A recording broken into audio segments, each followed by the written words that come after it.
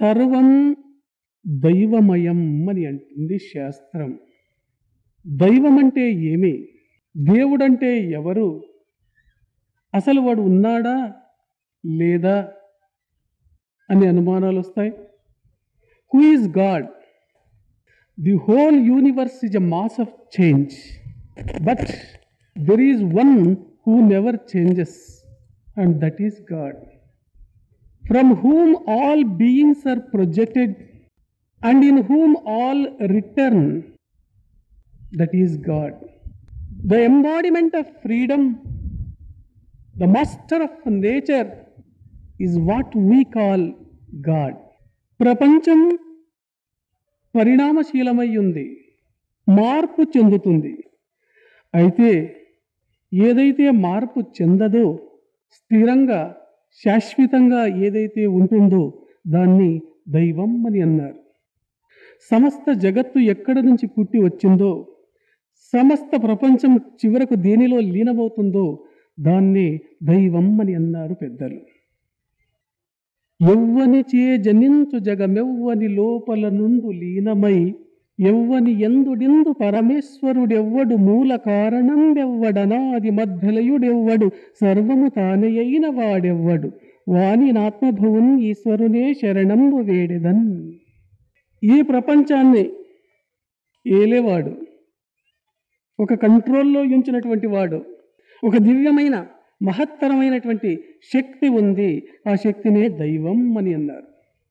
చిన్న చిన్న మాటల్లో, చిన్న చిన్న పలుకులలో శతక గ్రంథకర్తలు కూడా, శతకాన్ని రాసిన కవులు కూడా చెప్తూ వచ్చారు. అడవి పక్షులకెవ్వడు ఆహారమిచ్చెను, మృగజాతికెవ్వడు మేత పెట్టె. అడవి పక్షులకెవ్వడు ఆహారమిచ్చెను, మృగజాతికెవ్వడు మేత పెట్టె. వనచరాదులకు భోజనమెవ్వడిప్పించే, చెట్లకెవ్వడు నీళ్లు చేదిపోసే. స్త్రీల గర్భంబున శిశువునెవ్వడు పెంచే, పడులకెవ్వడు పోసె పరగపాలు. మధుపాళికెవ్వడు మకరంద మునరించే, పశువులకెవ్వడు సంఖ్య పచ్చిపూరి. జీవకోట్లను పోషింప నీవే కాని, వేరొక దాత లేడయ్య వెదకి చూడా. జగకెల్ల ఒబ్బనే దైవవెంద సర్వజ్ఞ. సర్వజ్ఞుడు చెప్పినాడు, ఈ సమస్త జగత్తుకు ఒక్కడే దైవం, ఒకడే పరమాత్ముడు. ఇబ్బరు మూవరు దేవరెందు ఉబ్బి మాతనాడబేడ. బసవండ వాళ్ళు అంటారు, ఇద్దరు ముగ్గురు అని చెప్పొద్దండి, దేవనొబ్బ కాణిరో, ఇబ్బరెంబుదు హుసినోడా. కూడల సంగమ దేవ నల్లదే, ಬೇರೆ దైవవిల్ల అని బసవಣ್ణ వాళ్ళు చెప్తారు. వేదాలు ఉపనిషత్తులు తీసుకుంటే ఒక్క దైవాన్ని గురించే చెప్తూ వచ్చినాయి. ఏకం సత్ విప్రా బహుదా వదంతి. ఆ సత్, ఆ పరమాత్ముడు ఏకం, ఒక్కడే ఉన్నాడు. విప్రులు, అనుభవజ్ఞులు, పండితులు, మహాత్ములు బహుదా వదంతి, అనేక రీతులుగా చెబుతూ పోతున్నారు ఆ ఒక్క దైవాన్ని గురించి అని అన్నారు. వేదంలో ఈ రీతిగా చెప్పబడింది. ఉపనిషత్తుల్లో కూడా ఇదే మాటను గుచ్చి గుచ్చి చెప్తారు. అచింత్యమవ్యక్తమనంతరూపం శివం ప్రశాంతమమృతం బ్రహ్మయోనిం తదాది మధ్యాంత విహీనమేకం విభుం చిదానందమరూపమద్భుతం. కైవల్యోపనిషత్తులో చెప్పబడింది. చింతించుటకు అలవి కానటువంటి వాడు అచింత్యం, అవ్యక్తం, వ్యక్తము కానటువంటి వాడు, అనంత రూపం, అనేక రూపములతో ఉన్నటువంటి వాడు, శివం మంగళప్రదుడు, ప్రశాంతమైనటువంటి వాడు, అమృతం, మృతము అంటే చనిపోయినది, చావు పుట్టుకలు లేనటువంటి వాడు ఒక్కడున్నాడు, వాన్నే దైవం అని అన్నారు. ఈశావాస్యమిదం సర్వం యత్కించ జగత్యాం జగత్ తేన తక్తేన భుంజీత మా కృతః కస్య స్విద్ధనం.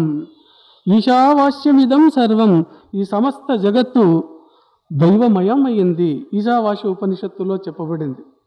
ఈ ఒక్క దైవాన్ని గురించి తెలిపేదే ఆధ్యాత్మికం. అందుకే వివేకానంద అంటాడు, మన దేశం భారతదేశం ఆధ్యాత్మికానికి పుట్టినిల్లు. మన తాతలు పెద్దలు ఇచ్చినటువంటి ఈ అమూల్యమైనటువంటి ఆస్తిని చేయి విడిచిపెట్టకండి. Therefore, my friends, the way out is, first and foremost work is to keep firm hold on spirituality, that inestimable gift handed down to us by our ancient forefathers. ఒక చోట అంటాడు ఆయన, మన పెద్దలు ఇచ్చినటువంటి ఆస్తిని కాపాడుకుంటూ రావాలి, మనం నిర్లక్ష్యం చేయవద్దండి అని. శాస్త్రములు తిప్పివేస్తే కూడా గీత తీసుకోండి, ఖురాన్ తీసుకోండి, బైబిల్ చదవండి, ఈ ఒక్క దైవాన్ని గురించే చెప్తూ వస్తాయి.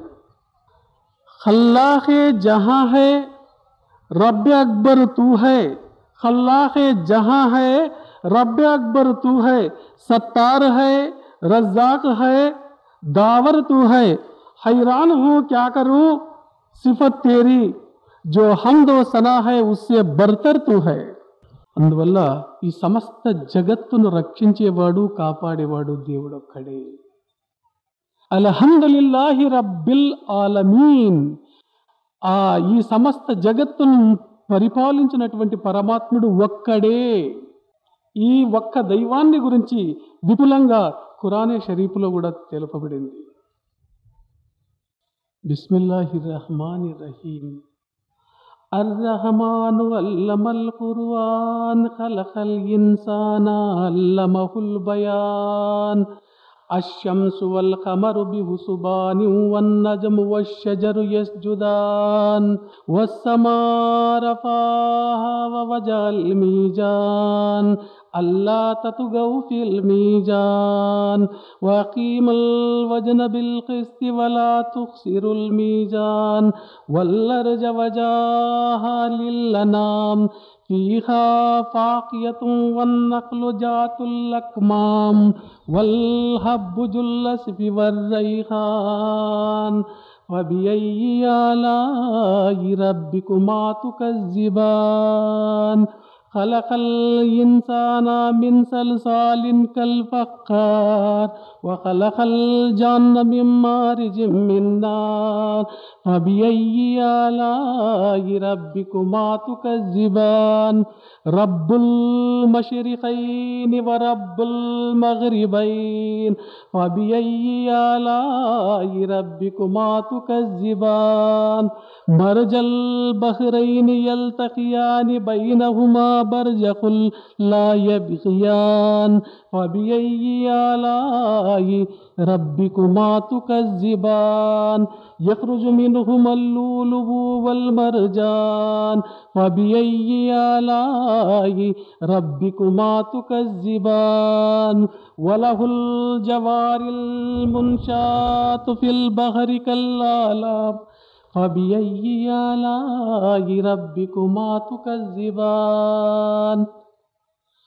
సూరా రహమాన్లో దేవుని యొక్క దైవత్వాన్ని గురించి ఎంత విపులంగా విస్తారంగా, దేవుడు సామాన్యుడు కాదు, ఈ పూర్వ పశ్చిమలకు ప్రభువు అయిన మానవుణ్ణి పుట్టించినాడు, మంటితో మానవుణ్ణి పుట్టించినాడు, ఈ సముద్రాలను పుట్టించినాడు, ఈ కొండలను, ఈ నదులను, ఈ చెట్లను ఆయనే పుట్టించినాడు.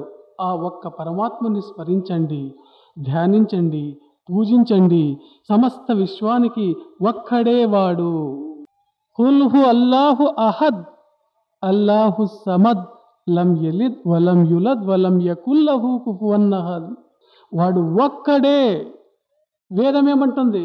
ఇద్దరంటుందా? ఏకం సత్. ఖురాన్లో చెప్పిన విషయం, వేదంలో చెప్పిన విషయం ఏమీ భేదం లేదు. ఏకం సత్. సత్ అనేది ఒక్కటే, దేవుడు ఒక్కడే. ఈ దైవం అనేవాడు ఉన్నాడా? దేవుడు ఉన్నాడా? ఈ కాలంలో, ఈ విజ్ఞాన యుగంలో పెద్ద పెద్ద వాళ్లకు, డిగ్రీలు చదివినటువంటి వాళ్లకు, బుద్ధిమంతులకు చాలా అనుమానాస్పదంగా తయారైనటువంటి విషయం ఇది. ఒక నాస్తికుడు ఒక సభలో ప్రజలను ఉద్దేశించి దేవుడు లేడు అని చెప్తూ పోతాడు. చివరికంటాడైనా, నిజంగా మీ దేవుడు అనేవాడుంటే వానికి 5 నిమిషాలు టైం ఇస్తాను నేను, అంతలో వచ్చి నేనున్నానని నిరూపించుకొని 5 నిమిషాలు టైం ఇస్తాడు. 5 నిమిషాల్లో ఏ దేవుడు రాడు. అప్పుడంటాడు, చూడండి ఈ కాలంలో టీచర్లు, లెక్చరర్లు, ప్రిన్సిపాళ్ళు, రాజకీయ నాయకులు మొదలగు ఆఫీసర్లంతా ఆలస్యంగా వచ్చేది అలవాటు చేసుకున్నారు. దాన్ని ఇండియన్ పంక్చువాలిటీ అంటారు. కాబట్టి మీ దేవునికి ఇంకా 5 నిమిషాలు టైం ఇస్తాను. సామాన్యంగా వాడు కూడా ఆలస్యంగా రావచ్చేమో. మరలా 5 నిమిషాలు టైం ఇస్తాడు. 5 నిమిషాల్లో రాడు వాడు దేవుడు. ఇంతకంటే రుజువు ఏం కావాలి? మీ దేవుడు ఎటు రాలేదు, ఉన్నానని నిరూపించుకోలేదు. కాబట్టి దేవుడు లేడు లేడు లేడు అని ఖచ్చితంగా తేల్చిపారేస్తాడు.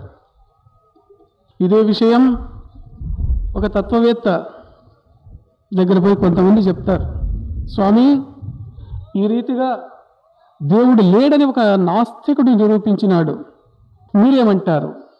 క్షుణ్ణంగా వాళ్ళు చెప్పినటువంటి విషయాలను విని, నాయనలారా మొన్ననే ఒక పల్లెలో ఒక సంఘటన జరిగింది. అదేమంటే ఒక పల్లెలో, చిన్న పల్లెలో భయంకరమైనటువంటి రోగం వచ్చింది.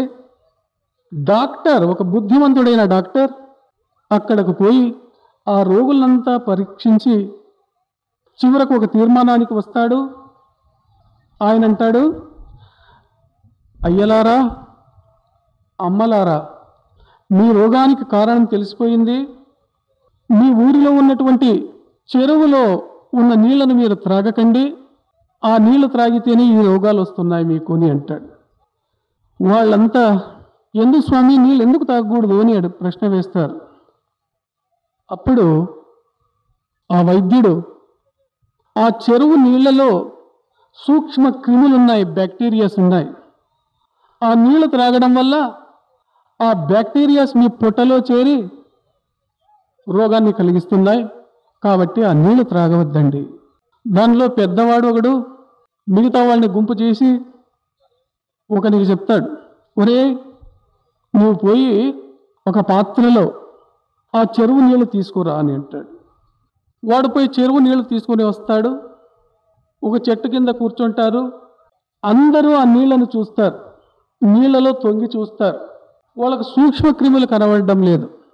తర్వాత కొంతమంది ఆ పాత్రలో నీళ్లు తీసుకొని పైనుంచి వేస్తూ చూస్తారు, కనబడలే. గ్లాసులో తీసుకొని పైనుంచి కిందకి వేస్తారు, కనబడలేదు వాళ్ళకు. అప్పుడు వైద్యుని పిలిపించి నిందిస్తారు, దూషిస్తారు. ఎటువంటి డాక్టర్ అయ్యా నువ్వు?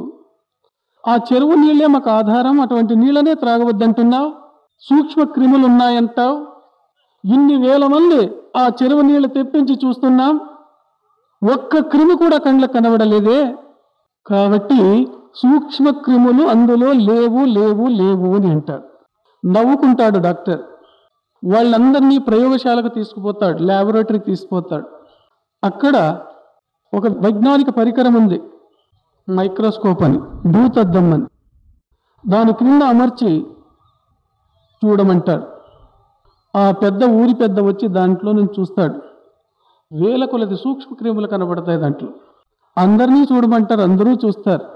అప్పుడు అంటాడు ఆయన, సామాన్యమైనటువంటి చర్మ చక్షువుల చేత చూస్తే కనబడదు, దానికి ఒక భూతద్దం కావాలి. ప్రయోగశాలలో భూతద్వాన్ని ఉపయోగించి చూస్తే అత్యంత సూక్ష్మమైనటువంటి ఆ పదార్థం కనబడుతుంది. అదే రీతిగా ఆస్తికుడైన మహాత్ముడు అంటాడు, ఈ దేహం ఇదే ఒక ప్రయోగశాల, దీన్నే ప్రయోగశాలగా మార్చుకోండి. జ్ఞాన నేత్రం అనే భూతద్దం ఉపయోగిస్తే దైవ సాక్షాత్కారం, దైవం, దాని రహస్యం బట్టబయలవుతుంది.